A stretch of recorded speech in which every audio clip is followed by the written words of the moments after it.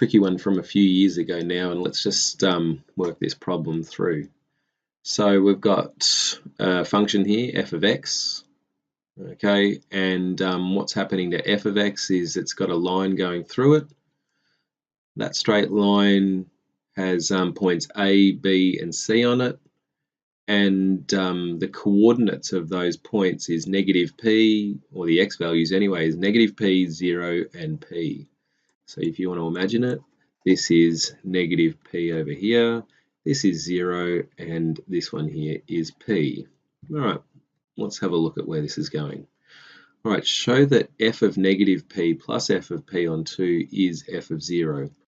The way I think about this one here is that it looks suspiciously like the midpoint formula.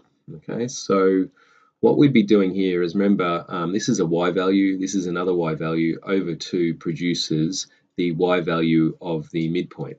Okay, so remember with show that, I'm not allowed to actually use that in my method to work it out. So I'm presuming that I don't know that, and what I have to do is basically find the y value of the midpoint. So what I'm going to do that is actually use these x values here, and I'm going to calculate the x value of the midpoint. Okay, so let's just see where this is going.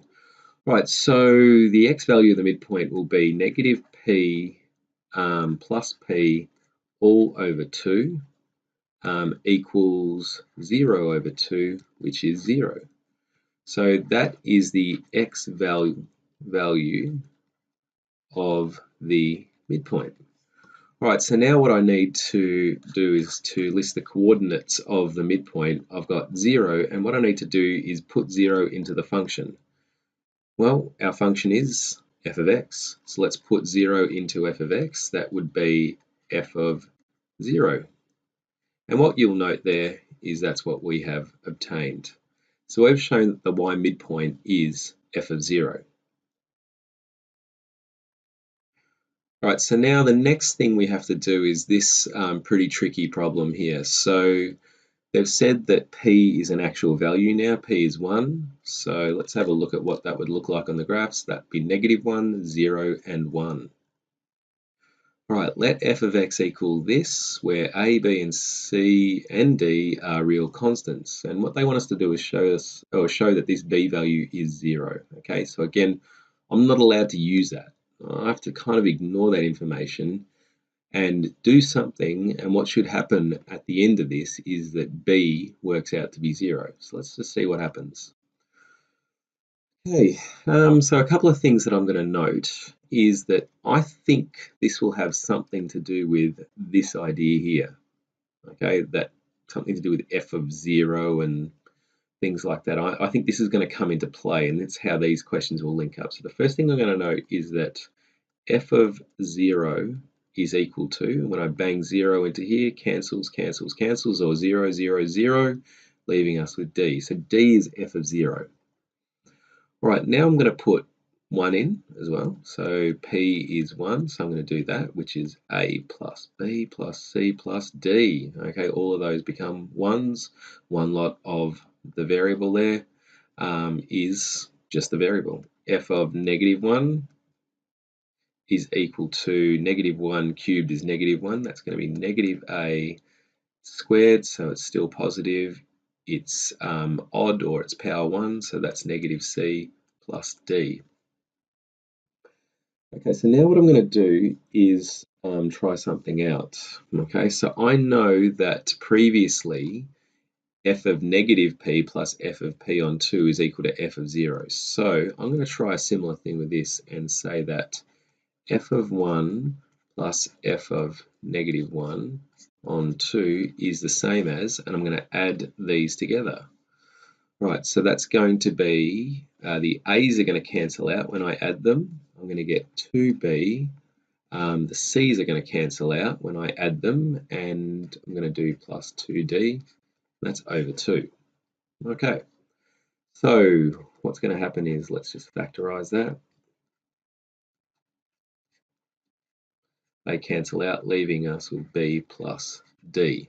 Okay, now you'll also note that f of 1 plus f of negative 1 on 2 is the same as f of negative p plus f of p on 2. So what we're going to do is say that this is f of 0, okay, because that is the same as that. We've shown that already. Okay, so now what I'm going to note is that this is b plus d. Okay, now conveniently over here we found or made this statement earlier, d is f of 0. So f of 0 equals b plus f of 0. All right, we're going to subtract f of 0 from both sides. 0 equals b equals 0. Okay, so last piece of the puzzle here, hence show that this is equal to f of 0 for all values of x. Okay, so what we're going to do is set this up again. So I'm going to do this. I'm going to do f of negative x. Let's just work that out first. Equals negative ax cubed plus bx squared. So what I'm basically doing is putting negative x into this function here. And so that becomes negative x all cubed, which stays as negative. Then negative goes out the front there. Take away cx plus d. That's f of negative x. Now I'm going to do f of x. Well, we already know that. That's x cubed plus bx squared plus cx plus d. So I'm just going to do this. That's what they want me to do. So I'm going to do it. F of negative x plus f of x on 2 is equal to the addition of these all divided by 2. So again, what happens is these cancel out, leaving us with 2bx squared. These cancel out, plus 2d all over 2. So when we factorize or pull 2 out, that'll cancel out with that, leaving us with bx squared plus d. Okay, so what do we know already? We know from the previous question that b is equal to 0. Okay, so I'm going to say since b is equal to 0,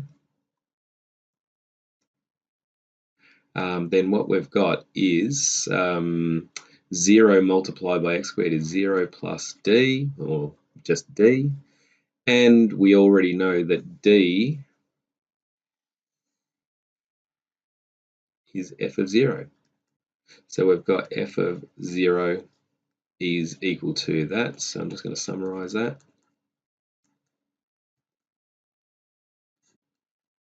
Is f of 0 for all x is an element of real.